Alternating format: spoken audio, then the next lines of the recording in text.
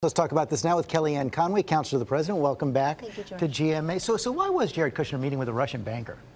Jared has said that he's willing to go and share whatever information he has. He actually has made that clear for many months now, and he looks forward to doing that. Right, but there seems to be a discrepancy here. The White House saying that he was talking about Russian relations, U.S.-Russian relations. Did they discuss sanctions? The Russians are saying, no, this is private business.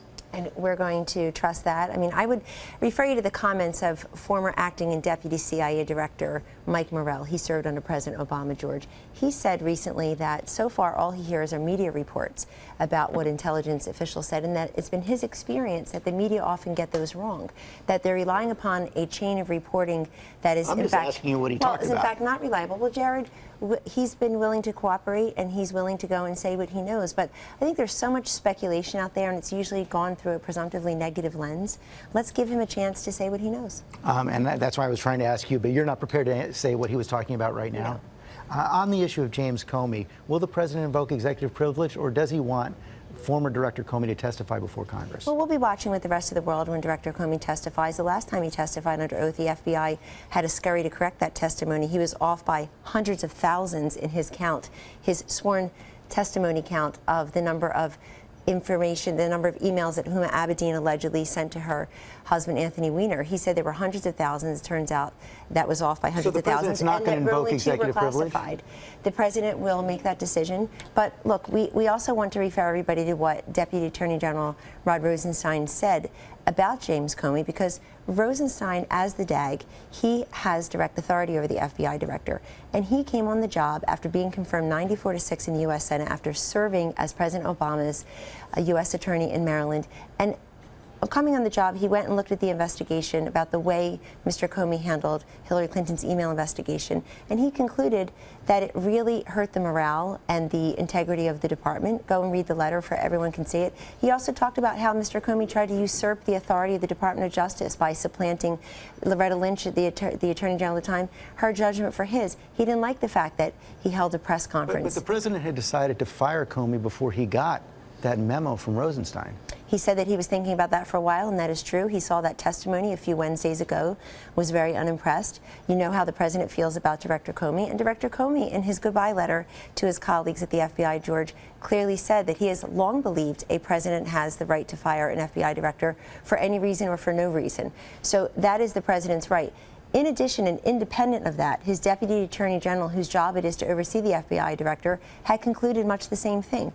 He said that the morale and the integrity of the department had been compromised, and that one of the only thing that unites people of diverse viewpoints is their dissatisfaction with the way Mr. Comey handled the end of the Clinton email investigation. At that time, the President also suggested he had tapes of his conversations with Mr. Comey. Does he have those tapes? Is he going to release them? Well, I won't comment on that. When Director Comey goes to testify, I think that will be a very clarifying moment. I would again repeat that in his most recent sworn testimony, it had to be corrected almost immediately. He was off by hundreds of thousands in his projected calculation. But it's more important to have somebody testify under oath, frankly, than to have his friends and his former colleagues out there speaking to the media not under oath. We will all be watching on Thursday. The President says he wants to renegotiate this Paris Climate Accord, but we saw the leaders of Germany, France, Italy come out. UN officials also come out and say it cannot be renegotiated. So how does the President plan to do this? The President said many things yesterday. Most fundamentally, the President said, as he always has, George, that his first responsibility is to Americans, their interests, their jobs, and economic growth here. Why should we front load so much of the economic burden in this agreement to the detriment of the American worker? All the projections say that we would have a decline in some of the key sectors where men and women in this country rely upon for their livelihood: cement, paper, natural gas, coal.